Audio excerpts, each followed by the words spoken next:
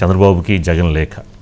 ఏంటంటే పాపం ఎందుకని మామూలుగా చంద్రబాబు నాయుడు గారు ఒక్కరితోటే ఫైట్ జగన్మోహన్ రెడ్డి గారికి సరిపోయిద్ది, మళ్ళీ ఇప్పుడు పోయి రేవంత్ రెడ్డి గారిని కూడా కదిలించుకొని ఇప్పుడు ఇద్దరితో కలిపి ఫైట్ చేయాలని ఏమైనా భావిస్తున్నారా ఏంది? చేయడం ద్వారా వంశీ గారు మనం మొదటి నుంచి కూడా చూసాం, 2014 నుంచి కూడా ఇది చూస్తానే ఉన్నాం వంశీ గారు. ఎప్పుడు కూడా వైఎస్ఆర్ కాంగ్రెస్ పార్టీ ప్రతిపక్షంలో ఉన్నప్పుడు లేదా తెలుగుదేశం పార్టీ అధికార పక్షంలో ఉన్నప్పుడు ఆనాడు 2014 నుంచి 19 వరకు ఇక్కడ బీఆర్ఎస్, ఆ రోజు టీఆర్ఎస్, అదేవిధంగా అక్కడ తెలుగుదేశం పార్టీ అధికారంలో ఉన్నప్పుడు ఇద్దరు కలిసి రాయలసీమకు అన్యాయం చేశారు.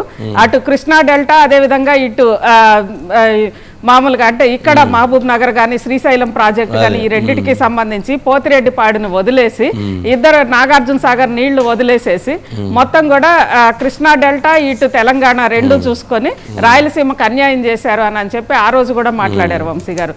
అదేవిధంగా జలదీక్ష కూడా చేశారు ఆ రోజు దీనికి సంబంధించి.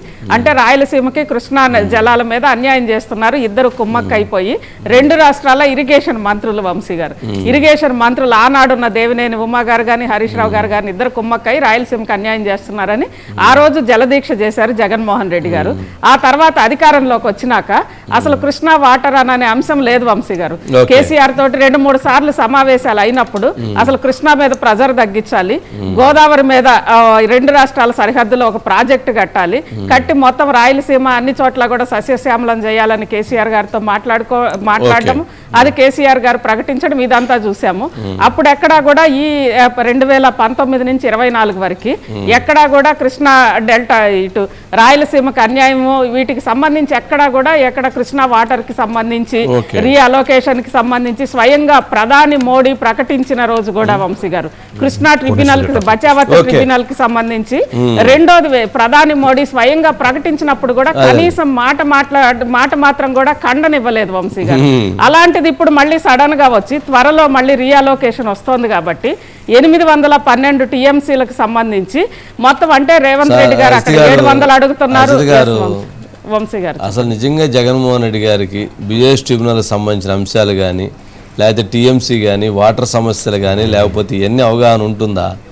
ఆయన నాకు తెలిసి ఆయన ఎప్పుడు దాని మీద అంత పెద్ద దృష్టిగేడు ఏం పెట్టలేదు. బట్ వాళ్ళు ఇచ్చారు, సంతకం పెట్టి రాశాడు అంతే.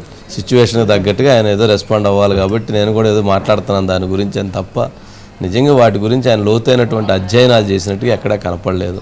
అలా చేస్తుంటే 2019 నుంచి 24 వరకు ఇరిగేషన్ విషయంలో ఆయన వ్యవహరించిన విధానాలు, ఆయన మాట్లాడిన మాటలు లేదా వాటికి సంబంధించిన అంశాలే ఒక నిదర్శనంగా చూడొచ్చు. ఏదో ఆయన కూడా నేను కూడా దాని మీద మాట్లాడుతున్నాను చూడటానికి తప్ప అది కాదేమనిపిస్తుంది. నెక్స్ట్ అండి, దాంట్లో పిహెచ్డి ఎవరన్నా ఉండాలంటే ఇరిగేషన్ డిపార్ట్మెంట్లో చంద్రబాబు నాయుడు గారు, ఆయనకి ప్రతిదీ ఒక అవగాహన ఉంటుంది.